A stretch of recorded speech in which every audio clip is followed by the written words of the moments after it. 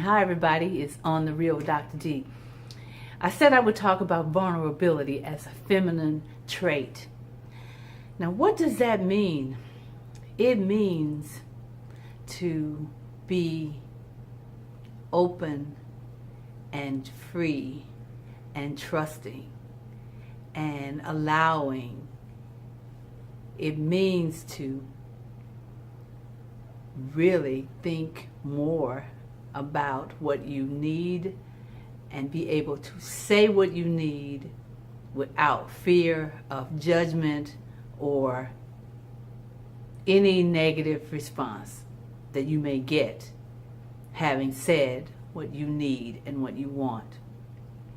It means being, receptive and open. Can you imagine that? That's a scary place to be, especially in our world when everybody thinks that you either use or you get used, or it's dog eat dog. It's everybody's out for what they can get. So can you imagine someone who has those kinds of ways of being in this world?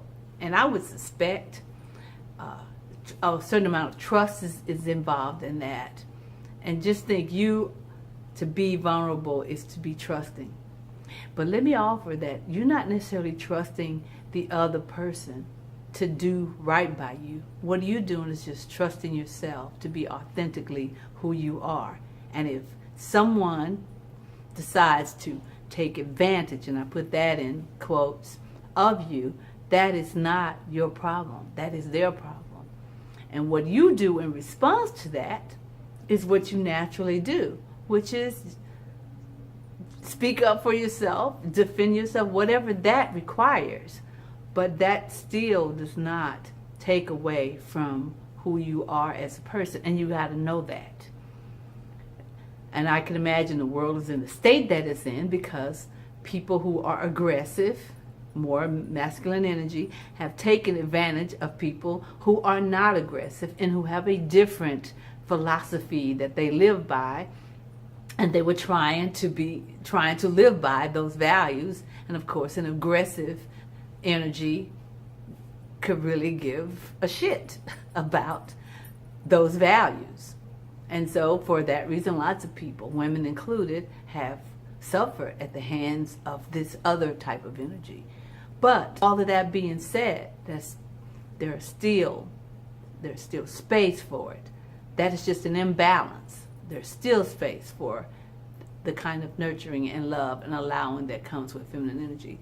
The balance, I will forever talk about the balance because there's a space for both of them. There's a place for both of them. And what we have to do is figure out how to be more of who we are. In this case, vulnerability, I think, creates deep relationships. And I think that's what most of us want, whether we know it or not. I have to add that. It's been On The Real with Dr. D. Until next time, you know more than you think you know.